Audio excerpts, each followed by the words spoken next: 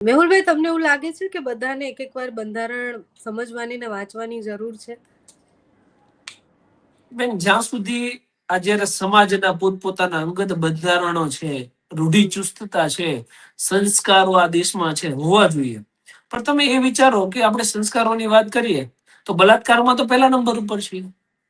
હજુ તમે કદાચ વિકસિત દેશોમાં જાઓ, તમે નેબર બનો ને તો ઇન્જિન ઉપર ભરોસો કરતા એ 10-15 દિવસ લેશે. મારા જે ફોરેન મિત્રો છે એની સાથે વાર્તાલાપ મારે થતો હોય ત્યારે એ લોકો આપણને કે એ લોકોને ટ્રસ્ટ આપણા ઉપર ઓછો આવે શરૂઆતમાં. પછી ફેમિલિયર થઈ જાય તો પછી અલગ વાત છે. ઇન્ડિયનને શરૂઆતથી જ રેપિસ્ટ, મોલેસ્ટેશન આ બધા પોઈન્ટ ઓફ વ્યૂ થી જોવામાં આવે. ભાઈ ઇન્ડિયન છે તો બસ આવું જ હશે. તો જો સંસ્કૃતિ છે આ દેશની અંદર, તો કેમ વિકસિત દેશો આપણને આ નજરેથી જોવે છે? કેમ આપણા દેશની અંદર સૌથી વધારે બલાત્કાર, સૌથી વધારે મોલેસ્ટેશન થાય છે? કેમ આપણી બેન દીકરીઓ રાતે બહાર નથી નીકળી શકતી? કેમ આવું બધું થાય છે?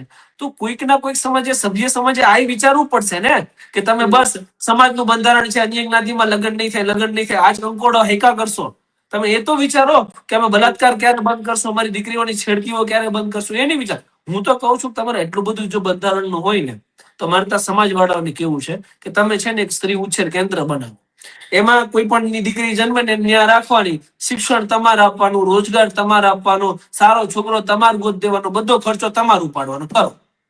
એ નહીં થાય, એ ક્યારેય નહીં થાય. પરંતુ જો કોઈ વ્યક્તિ, કોઈ પરિવાર દુખી છે, એની કોઈ દીકરી જતી રહી છે ને તો ત્યાં મજા લેવા પહોંચી જાય કે નહીં નહીં ચાલે, તમને સમાજ બહાર કરી દઈશું, તમારી દીકરીથી આવું થાય જ કેમ?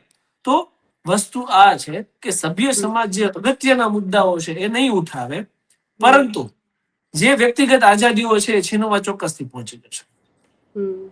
એટલે મેહુલભાઈ, મેં તો લોકોની વાત કરી કે લોકોને બંધારણ શીખવાની જરૂર છે, પણ આપણે જ્યારે આવી ઘટનાઓ જોઈએ ત્યારે આપણને ખબર પડે કે જેને બધા આઈડિયલ માને છે, જે સમાજના મોટા નેતા હોય કે કોઈ પણ હોય, એ બધા પણ આ જ વાત કરતા હોય છે. અંતે તો એ બંધારણ, સમાજના બંધારણની ને દીકરીની બીજા કાસ્ટમાં લગ્ન ન થવા જોઈએ એની વાત કરતા હોય. તો તમને લાગે 182 અને આપણા 26 બીજા જે છે એ બધાને બંધારણ શીખવાની, વાંચવાની જરૂર છે?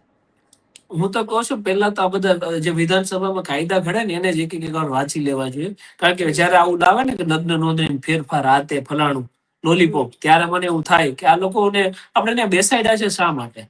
તમે તમારામાંથી એવું હોય તો એવો કાયદો પસાર કરો ને કે શિક્ષણ મફતમાં કરી દઈશું, આરોગ્યની જેટલી હોસ્પિટલો છે એને નેશનલાઇઝ કરી દઈએ, એવા ઠરાવ પસાર કરો ને. આવા ઠરાવ પસાર કરીને હું ગુજરાતની જનતાનું ભલું કરી દેવાના છો? તો એ ઠરાવ તમારાથી પસાર થતા નથી. તો આ બધાને, અને હું તો કહું છું બંધારણ લખાડે એટલું તો કોમન સેન્સ નો વિષય છે. આપણે રોજ 2-3 દિવસથી રાડો પાડીએ છીએ કે હરેક વ્યક્તિને મનગમતું પાત્ર પસંદ કરવાનો અધિકાર છે. તો એ સમાજવાળાને ખબર છે, કાયદાવાળાને ખબર છે, અને બધાને ખબર છે. પણ નેચરલી આ કોઈને સ્વીકારવું નથી. સ્વીકારવામાં દુઃખ પડે છે. અને સમાજવાળાને હકીકતમાં તમે જોવો ને તો અન્ય કોઈ કામ છે નહીં. સમાજવાળા પાસે મુખ્ય સમાજનો મુદ્દો આ જ છે કે કોની દીકરી ભાગી ગઈ. એની પાસે એ મુદ્દો જ નથી કે સમાજ માટે સારું કામ શું કરવાનું છે. સમાજનો કોઈક યુવા છે જેને રાષ્ટ્ર માટે કામ કરવું છે, ભગતસિંહ બનવું છે, વીર સાવરકર બનવું છે, આવા જે યુવાનો છે જેને જીવનમાં આગળ આવવું છે, એને ફેમિલીને સપોર્ટ કરવા નહીં જાય કે ભાઈ હા તારી પર ખોટો કેસ થયો છે ને તો તારી હાટુ વકીલ અમે રાખી દઈશું, તું દેશ માટે કામ કર. આવો કોઈ સમાજ આગળ નહીં આવે. પરંતુ કોઈકની દીકરી ભાગી ગઈ છે તો નહીં, તમારી દીકરી કોકના સમાજમાં કેમ ગઈ, તો ત્યાં પહોંચી જાય. તો બંધારણ વાંચો, થોડીક દેશદાજ રાખો, અને એટલીસ્ટ ભારતીય બનો, એવું આપના માધ્યમથી ચોક્કસથી કહેવા માંગીશ.